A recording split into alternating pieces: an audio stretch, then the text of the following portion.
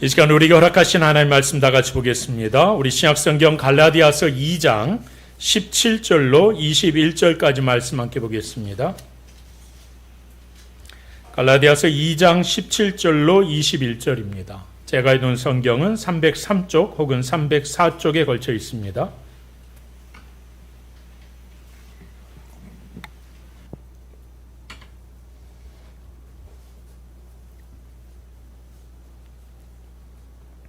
신약성경 갈라디아서 2장 17절로 21절까지 말씀입니다.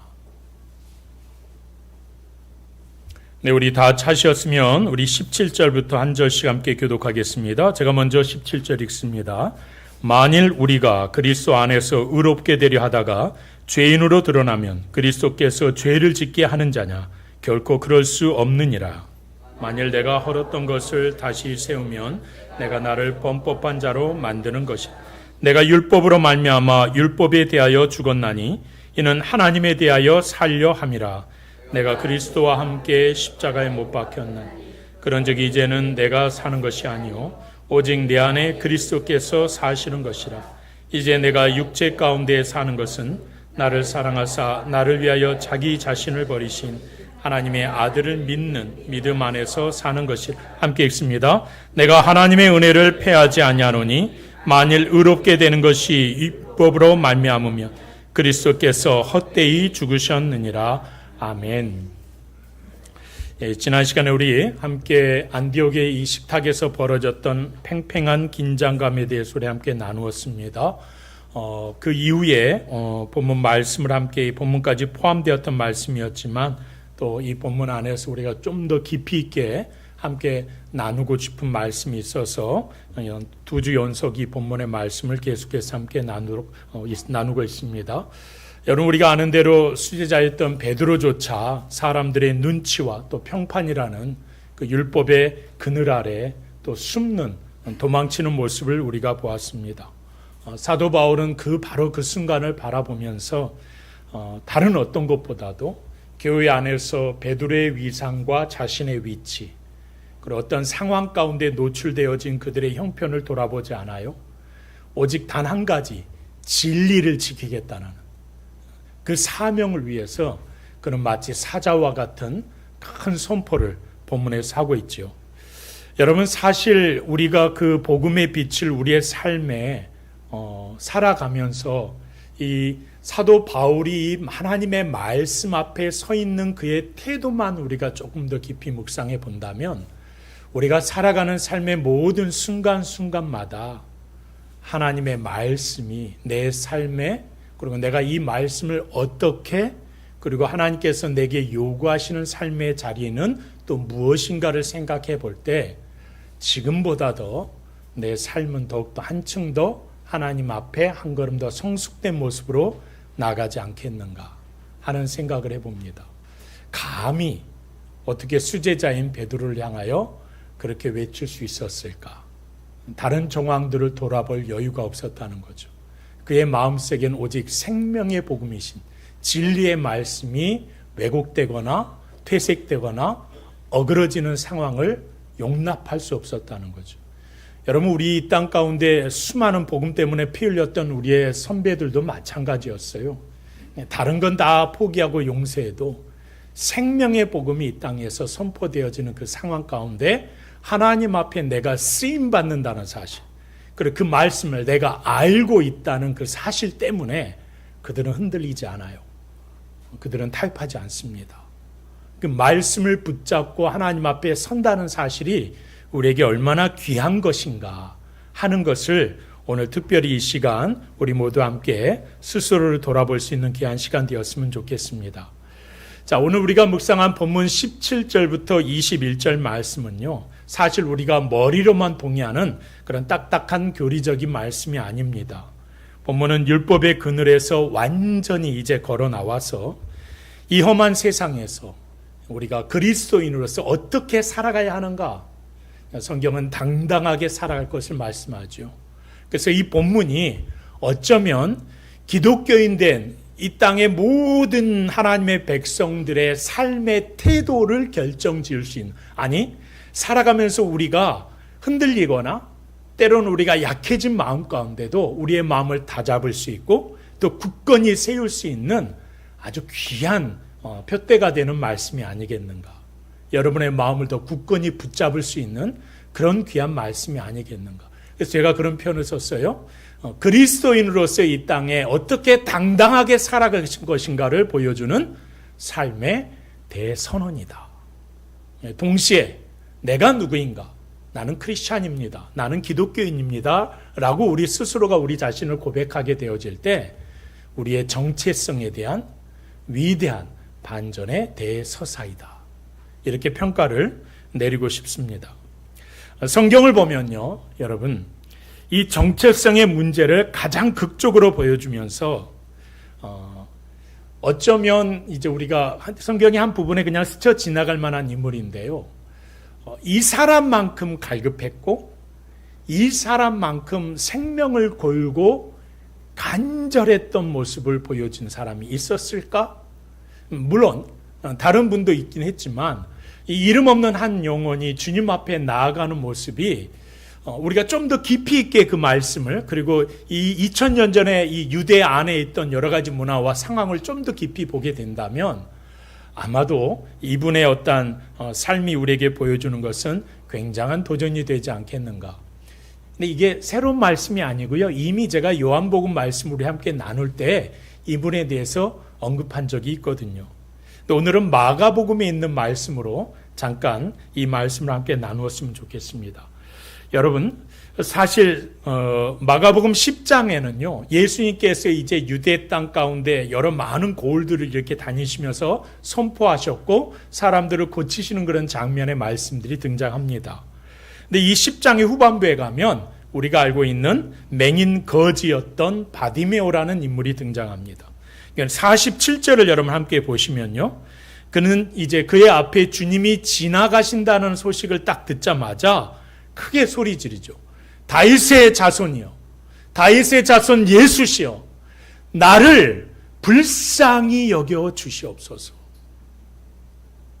여러분, 그는 길 모퉁이 조그만 구석대기에서 자신의 겉옷을 펼쳐놓고 지나가는, 오고 가는 많은 사람들이 최대한 불쌍히 여겨져서 그들의 주머니를 열어서 자신에게 동전 한 입을 던져줄 수 있는 그런 위치에 서 있던 사람이에요. 그러니까 사람들 앞에 나서면 안 되고요. 불쌍히 여김을 받아야 되는 그런 위치에 있던 사람이에요. 근데 그의 귀에 보이지는 않는데 나사렛 예수 그리스도에 대한 소식이 들려왔을 것이고, 그분이 지금 그의 인생의 마지막, 어쩌면 다시 돌아오지 못할 그 순간에 자신의 앞을 지나간다는 이야기를 듣게 된 거죠. 그러니 여러분, 이 사람이 예수님 지나가십니까? 나 좀 봐주세요 라고 대화하면서 여러분 말하지는 않지 않았겠어요? 최소한 어디 있는지는 알지 못하겠지만 할 수 있는 한 이 배 속으로부터 끌어올려는 목소리로, 이렇게 표현하면 이 마이크가 터질 것 같아서 제가 못하겠는데, 다윗의 자손이야 하면서 부르짖지 않았겠습니까? 그러니까 주변의 사람들이 아주 시끄러워가지고 귀찮을 정도로 그렇게 고래고래 소리를 지르면서 나를 불쌍히 여겨달라고. 지금 이 안에 내가 제일 불쌍한 영혼이라고. 나만큼 불쌍한 영혼이 지금 이 땅 가운데 존재하지 않으니까 당신이 오늘 돌아봐야 될 사람은 나다. 그러니까 다른 사람 만나러 가지 말고 나부터 만나달라고. 그렇게 여러분 간절히 기도하지 않았겠어요? 결국 그의 이 절박한 외침 가운데 예수님이 그의 소리를 들으셨고 걸음을 멈추셨다고 마가복음 10장은 우리에게 말하죠. 여러분, 그래서 50절 말씀을 보시면요, 예수님께서 이제 그의 행동을, 바디메오의 행동을 이제 듣고 나아오라 하시는 말씀을 딱 이제 하자마자 그가 어떤 반응을 일으킵니까? 겉옷을 내버리고 뛰어 일어나 예수께 나왔다. 이렇게 말합니다. 이 짧은 문장에서 제가 조금 더 주목해 보고 싶은 문장이 겉옷을 내버렸다라는 이 표현입니다. 여러분 겉옷에만 좀 우리 주목해 보면요. 2000년 전입니다. 유대 사회 안에서 겉옷은 어떤 의미였을까? 마지막 보루였어요. 생명의 마지막 보루. 그 시대 그 사람들에게는 그냥 외투 그 이상의 이 추운 저녁에는 그것을 이불처럼 덮어 지내어서 생명을 보존할 수 있는 가장 중요한 하나의 도구였다는 거죠. 근데 여러분 이 사람은 겉옷 장님입니다. 이게 장님은요 단순한 어떤 의복 그 다음에 저녁에 그의 어떤 고통을 위기의 상황 가운데 그를 보호해줄 수 있는 수단뿐만 아니라 제가 약간 이제 이 고대 문헌 가운데 이 시대의 어떤 거지들의 상황을 잠깐 돌아보니까요. 이 공식적으로 이 유대 사회 안에서 거지들은요 허락을 받아야 돼요. 예. 그래서 허락받은 거지들이 구걸을 할 수 있는 거예요. 근데 그냥 하는 게 아니라 겉옷을 자신 앞에 펼쳐놔요. 그럼 사람들이 지나가면서 그 겉옷 위에다 동전을 탁 떨어뜨립니다. 그러면 나중에 퇴근할 때 그 겉옷을 이렇게 움켜서 한 움큼 움켜서 그 안에 있는 동전을 챙기는 거예요. 그리고 다시 이제 옷을 입고 자리를 뜨는 거죠. 그러니까 살아가는 삶에 있어서 아주 중요한 수단이에요. 생명을 위한 수단. 어떤 자기의 직업이라고 그러면 좀 모르겠는데 어떤 하루하루 생계 수단에 있어서 이 겉옷은 굉장히 중요한 그런 수단인 거죠. 동전을 받아내는 그 낡은 겉옷은 어쩌면 평생 구걸하며 살 수밖에 없는 그의 비참한 운명의 하나의 증명서가 아니었겠는가 하는 생각을 해봅니다. 그런 바디메오가 주님이 그를 부르신다는 말씀을 듣자마자 거침없이 일어나는데 뭘요? 겉옷을 던져놓고 챙길 틈도 없이 예수님께서 그의 눈을 고쳐주실지 안 고쳐주실지 아직 몰라요. 눈이 다 뜨인 것도 아니에요. 우리로 말하면 하나님께 기도했는데 주님이 그래 라고 말씀만 하셨지 언제 들어주실지 근데 그걸 들어주실지 안 들어주실지 모르는 상황이에요. 알 수 없는 그 상황에 바디메오는 뛰어갑니다. 누구에게? 예수님을 향하여서. 어디에 계신지도 알 수 없어요. 다만 들리는 소리를 향하여 벌떡 일어나서 뛰어나갑니다. 여러분 부르심을 받는 그 순간에 평생 자신을 먹여 살렸던 도구였는데요.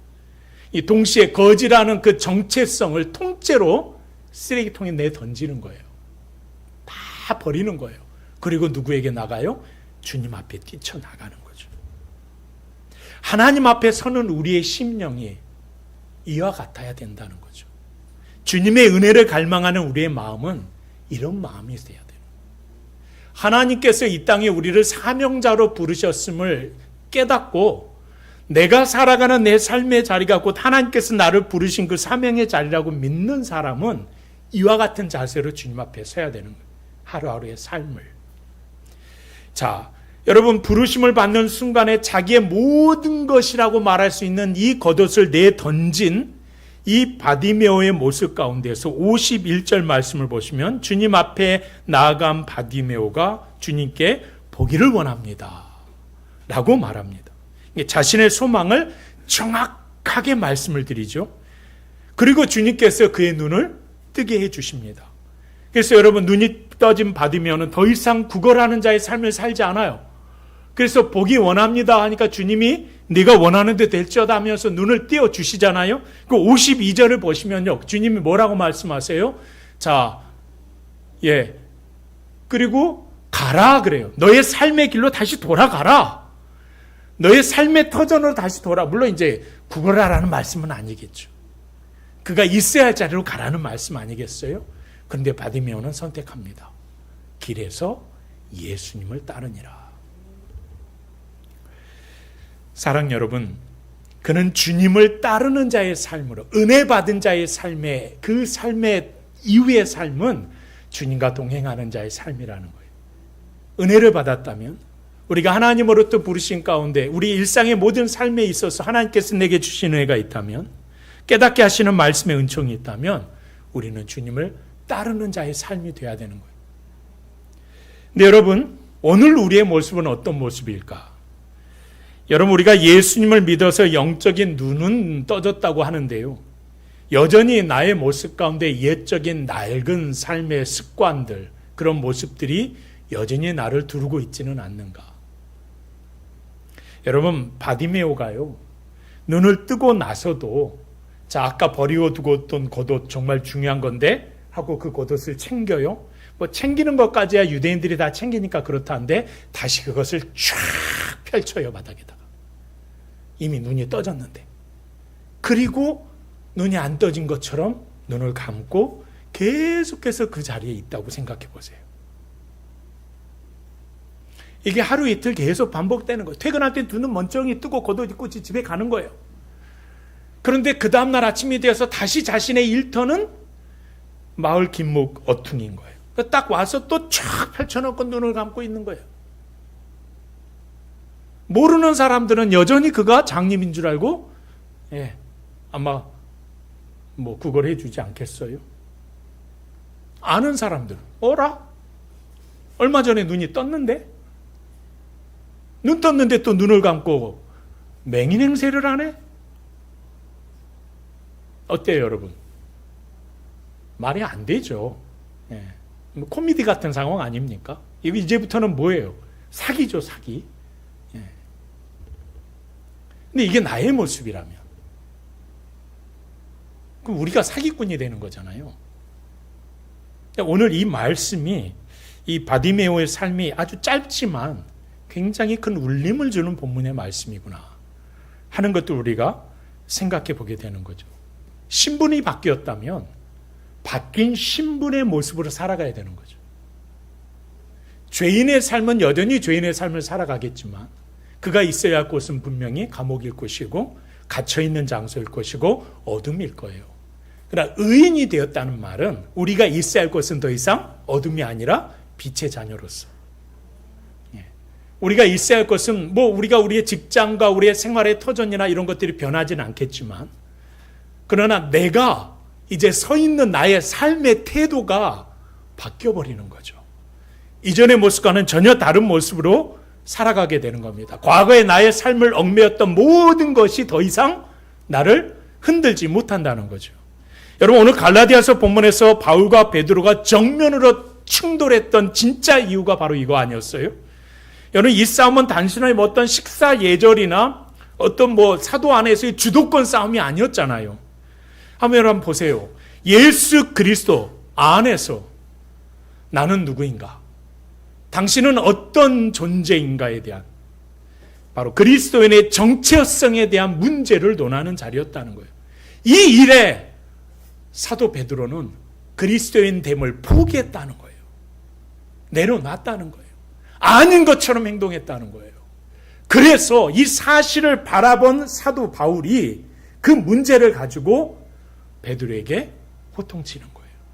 문제 제기하고 있는 거예요. 그게 여러분 우리가 봤던 갈라디아서 2장에 이루어졌던 사건들이고 말씀들 아닙니까? 그러니까 오늘 우리는 이 선포되는 말씀을 통해서 십자가의 구속연을 우리 마음에 어떻게 새겨야 할까? 우리가 입은 새로운 신분이 내 삶에 어떻게 다가와야 하는가? 나는 어떻게 이것을 확증해야 하는가? 이것들을 잠시 우리가 함께 다시금 돌아보고 믿음을 우리가 하나님의 자녀로 이 땅에서 살아간다는 것, 그리스도인 됨이라는 게 무엇일까? 그냥 예수님, 교회 와서는 예수님 믿고 세상에 나가서는 안 믿은 척하며 살아가는 게 아니라, 또 가끔 필요할 때는 예수님 믿지만 또 그냥 세상에서 필요할 때는 예수님 안 믿는 것처럼 하는 그런 회색주의였다. 한쪽 발 되고 한쪽 발은 이쪽에 되고 있는 그런 모습이 내 삶의 모습이라면 우리가 오늘 결단해야 된다는 거죠. 확실히 내가 누구인지를, 여러분의 정체성을 분명히 세우는 귀한 시간이 되었으면 좋겠습니다. 여러분, 오늘 우리가 묵상한 갈라디아서 2장 17절에서요, 바울은 아주 강력한 반어법을 사용하면서 이런 질문을 던집니다. 우리가 예수 믿고 의로워지려고 율법의 담을 허물었는데 그것 때문에 우리가 죄인이 된다면 예수님이 우리를 죄짓게 유도한 꼴이 되지 않겠느냐라고 말하는 거예요. 여러분, 바울이 왜 이런 질문을 했을까요? 직전에 베드로는 이방인 성도들과 아무런 격이 없이 식사 자리에 앉아 있었거든요. 함께 식사를 했어요. 식탁의 교제를 나눴단 말입니다. 그 자리에 야고보에게서 온 유대의 율법자들, 그러니까 기독교인일 수 있겠죠. 율법자들입니다. 그럼 할례파들이 그 자리에 들이닥칩니다. 그러니까 그 순간 베드로의 심령을 우리가 함께 이렇게 한번 살펴보자고요. 베드로의 마음을 뒤흔든 것은 무엇이었을까? 그들이 자신을 아주 차가운 눈으로 쏘아보는 그 어떤 정죄의 시선이 아니었을까? 네가 지금 감히 유대인의 전통을 깨뜨리고 이방인과 같이 앉아서 지금 밥을 먹는다고? 말하는 그 매서운 눈빛, 그 평판, 그 시선, 그 따가움이 그의 마음을 두려워하게 하지 않았겠는가 하는 생각을 해보는 거죠. 그러니까 결국 베드로는 그들의 눈치를 봤어요. 성경 보면 두려웠다고 그랬잖아요. 슬그머니 식탁에서 도망을 칩니다. 그러니까 이 행동은 우리가 전에도 나누었지만 단순히 어떤 식사 자리를 피한 게 아니라고 그랬잖아요. 이 정체성에 대한 문제, 복음에 대한 확증에 대한 문제로 완전히 흔들리게 만드는 굉장히 중요한 사건이었다는 거예요. 단순히 식사 자리를 피한 게 아니라 예수 그리스도께서 십자가의 희생으로 허물으셨던 그 율법의 장벽을 그가 그 스스로의 두려움 때문에 다시 쌓고 있는 거예요. 예수님이 허무신 십자가의 그 율법의 담을 그는 다시 하나씩 쌓고 있는 거예요. 이게 무슨 말이에요? 주님의 십자가의 구속은 내게 아무런 의미가 없는 거예요 라고 말하는 것과 똑같은 행동을 하고 있다는 거예요. 그래서 여러분 사도 바울은 이걸 영적인 배신이라고 취급하고 있는 거예요. 그렇게 호통칠 수 있었던 겁니다. 여러분 18절 말씀 한번 보실까요? 18절에서 사도가 하는 말씀입니다. 다 같이 다시 한번 우리 집중해서 읽어보겠습니다. 시작. 만일 내가 나를 범법한 자로 만드는 것이라. 예수님이 허물어 주신 예 율법의 담을 다시 세우는 자야말로 진정한 복음을 훼손하는 범법자가 아니냐라고 선언하고 있는 거죠. 여러분 유대인들은 태어나면서부터 율법이라는 특권과 혈통을 자랑스러워했습니다. 그것이 그들의 정체성이었어요. 근데 그리스도께서 십자가에서 보혈을 흘려주시는 그 순간, 죽음을 맞이하신 그 순간, 부활하셔서 승천하셨던 우리에게 주셨던 이 복음의 은혜가 우리에게 임하는 순간 유대인과 이방인, 그 여러분 갈랐던 율법의 장벽마저도 완전히 무너졌다 라고 주님이 선언하시지 않았습니다. 그 율법의 행위가 이제는 더 이상 하나님의 자녀와 하나님의 자녀가 아닌 이방인의 그 구분할 수 있는 잣대가 되지 못한다는 거예요. 이게 불가능하다는 거예요.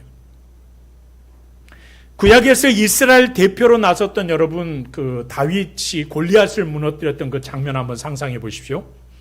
골리앗이 나와서 이스라엘 군대를 향하여 막 욕을 합니다. 비웃습니다. 그들이 굴욕을 당합니다. 하나님의 이름마저도 그 안에서 참 창피하게 막 이렇게 당하는 순간입니다. 아무도 그 엄청난 골리앗 앞에 대항하지 못해요. 그런데 소년 다윗이 그걸 듣고 있다가 이 말이 안 되는데? 뭐가 말이 안 들어요?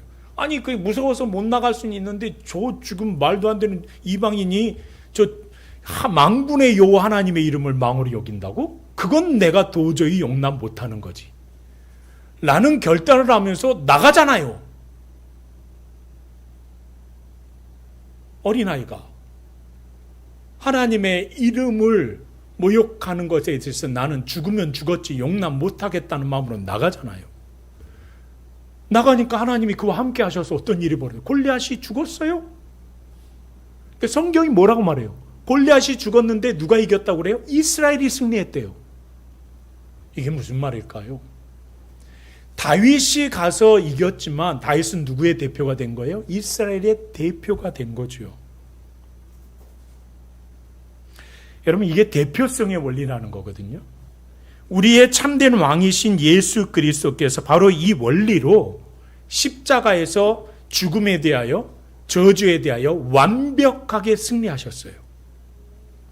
여러분 그렇기 때문에 우리에게 있어서 이제는 어떤 세상의 스펙이나 조건, 환경이 상관이 없어 예수 안에 있다는 이유만으로 우리도 승리자가 되어버리는 거예요. 저와 여러분도 하나님 안에서 하나님 나라의 위대한 상속자가 되어버리는 거죠. 근데 여러분, 사탄이 우리에게 뭘 유혹해요? 여러분이 귀에다 대고, 지금도 여러분 막 우리가 하나님의 자녀됨으로 성경을 읽으려고 하면, 기도하려고 그러면, 네가 하나님의 자녀 맞아? 야, 너 맞아? 내가 아는데? 네가 어젯밤에 무슨 짓을 했는지 내가 아는데? 내가 그 어제 친구들하고 있으면서 어떤 행동을 했는지 내가 뻔히 아는데 네가 하나님의 자녀 맞아? 끊임없이 뭘 쌓으려고요? 율법을 담을 다시 쌓으라는 거예요. 정죄의 담을 쌓으라는 거예요. 그 행동이 너를 하나님의 자녀로 만들지 못해준다는 거예요. 그걸 계속 생각나게 만드는 거예요.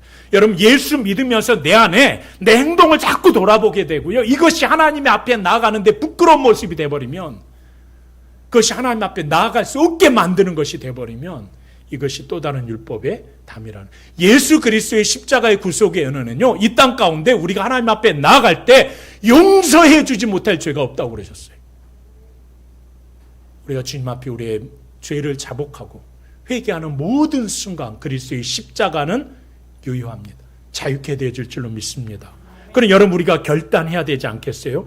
예수님이 이미 허물어버린 이 정체성의 감옥으로 다시 우리가 걸어 들어갈 수는 없는 것 아니겠습니까? 사람이 눈치 때문에 내 손으로 다시 이 정죄의 담을 세우는 것, 십자가의 승리를 완벽하게 모욕하는 거예요. 그러니까 우리는 오직 예수 그리스도의 피로 씻겨서 의롭다함을 받은 하나님의 거룩한 백성이란 사실입니다. 여러분, 성도들은 그래서 세상의 정죄를 끊어내고 어떻게 살아가야 된다고요? 당당하게 사셔야 된다는 거예요. 옆 사람과 인사해 볼까요? 당당하게 살아갑시다.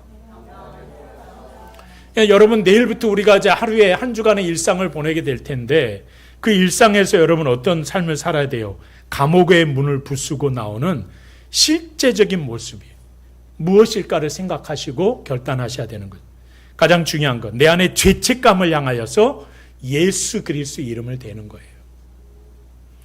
사탄이 내 연약함을 들춰내면 내가 그러고도 성도냐라고 속삭일 때마다 좌절하거나 절망하거나 양심에 찔려갖고 막 이러지 마시고, 그때 당당하게 서세요. 그래, 난 부족하다. 난 연약하다. 나 어제 죄 졌다. 근데 그 연약한 나를 주님이 나를 위해서 십자가에 죽어 주셨다. 나는 주님 앞에 회개할 거다. 주 용서하여 주시옵소서. 나의 죄를 불쌍히 여겨 주시옵소서. 오늘 내게 힘을 주셔서 다시는 그런 반복된 죄악의 자리에 서지 않길 원합니다. 기도하시고 돌아서시죠. 그러시면 되는 거 아니겠어요? 우리 안에 내 죄는 십자가에서 이미 끝났고, 사도 바울이 그렇게 선포했죠. 내 안에 누가 산다? 내 안에 나의 왕이 사신다. 이 고백인 거죠. 내 행위가 아니라 예수의 피를 의지해서 다시 일어나는 것이 여러분 감옥을 깨뜨리는 첫걸음이라는 사실입니다. 또한 세상에 여러분 우리에게 보여주는 수많은 어떤 스펙들, 등급표를 여러분 찢어버리셔야 되는 거예요. 그리고 그리스도께서 우리 안에 주시는 뭘로 회복해야 돼요? 사랑으로 회복해야죠. 여러분, 베드로는 평판 때문에 도망쳤어요? 두려움 때문에 도망쳤어요? 여러분, 우리가 이 땅에 살아가면서 우리 기준을, 우리를 평가하는 기준들이 뭐예요? 수많은 학벌들, 그렇죠? 여러분, 어떤 자산, 뭐 차 못 타고 다니냐, 뭐 이런 것들. 예. 목사님들은 그래요? 교인 몇 명이냐? 예. 교인 몇 명이냐가 목사님의 평가의 기준이에요. 그 다음에 또 있어요. 교회 건물이 그 교회가 지었냐 아니면 상가 건물에 있냐. 그러니까 김재근 목사는 아무것도 대낼 게 없네. 예. 교인도 적고 상가 건물이고.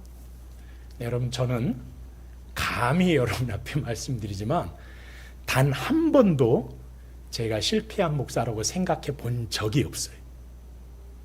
눈꼽만큼도. 왜 그럴까요? 나는 연약해요. 나는 부족한데요.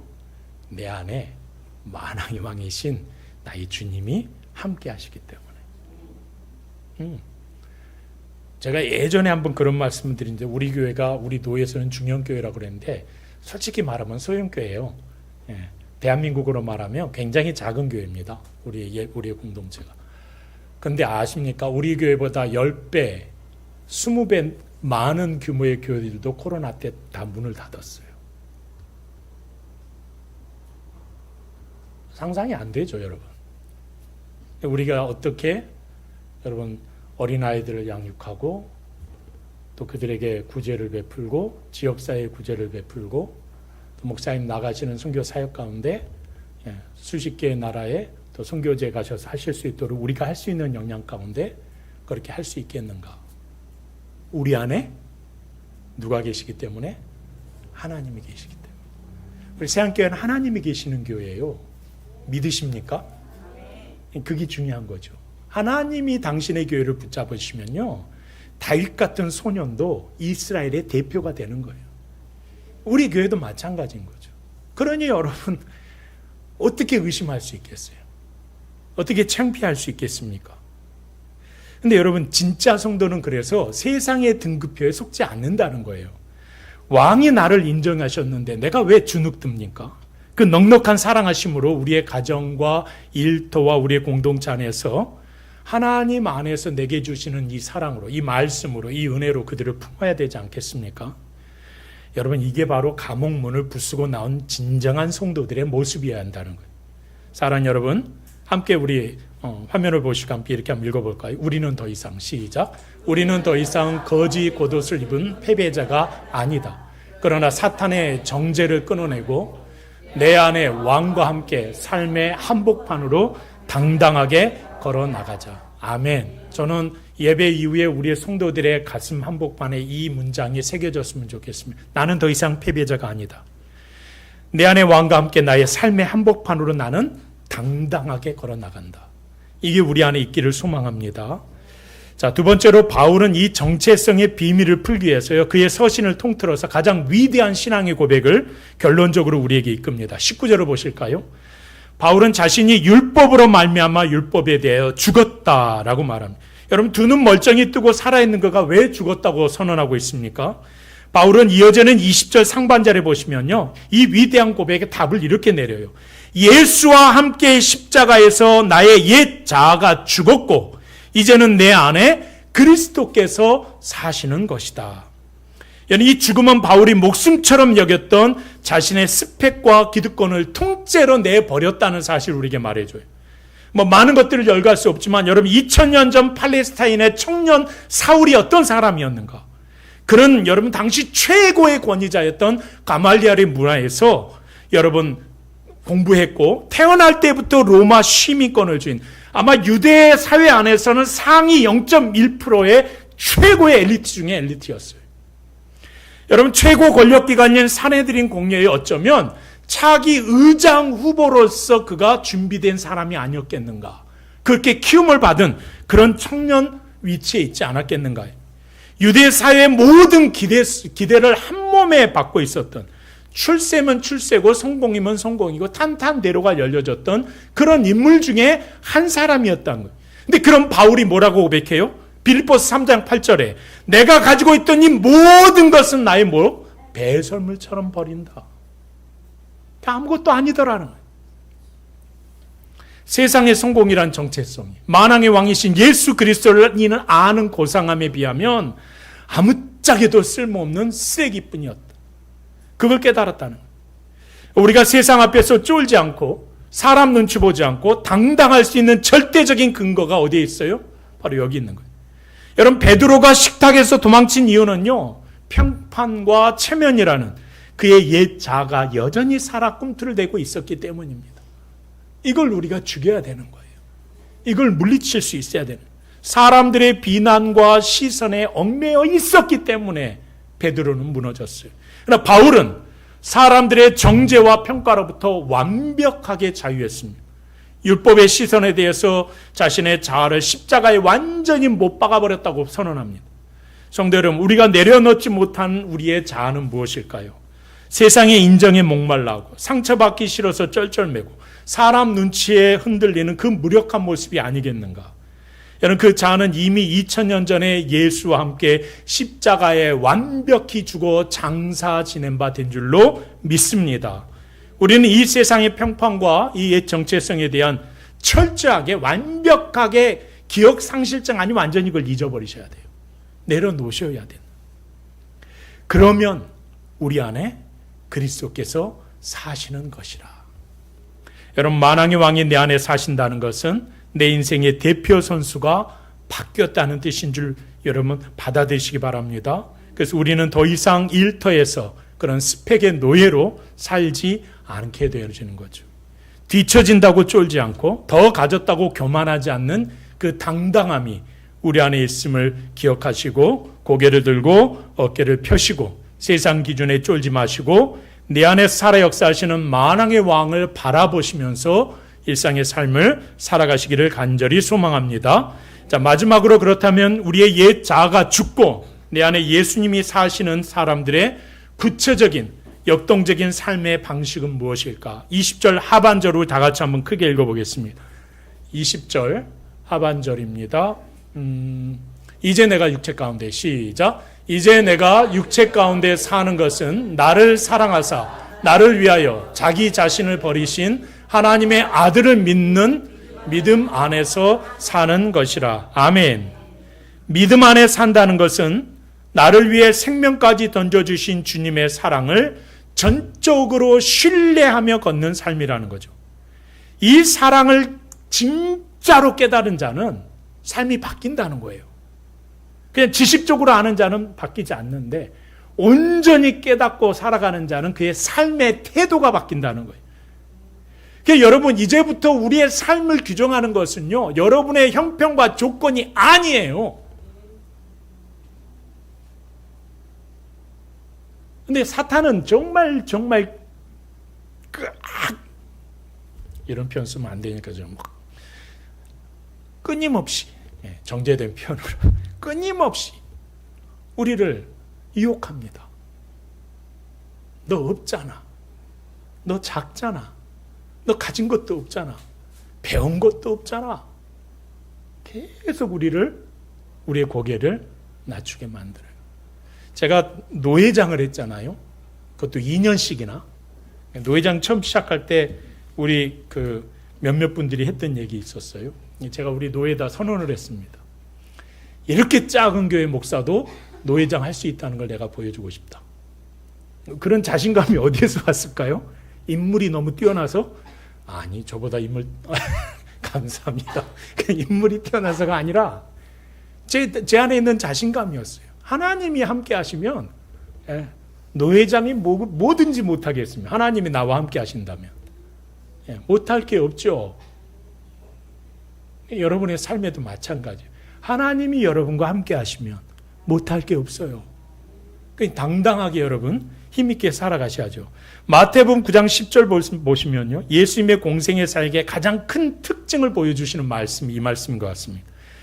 여러분 9장 10절 말씀 한번 읽어보실까요? 시작.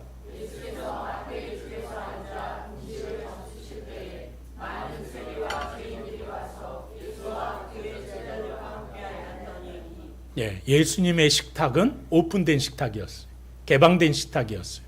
누구든지 주님과 함께 앉아서 먹을 수 있는 자리. 그게 여러분 예수님의 공생의 가장 주님의 사역을 우리에게 보여주시는 그런 특징적인 말씀이 아니겠는가.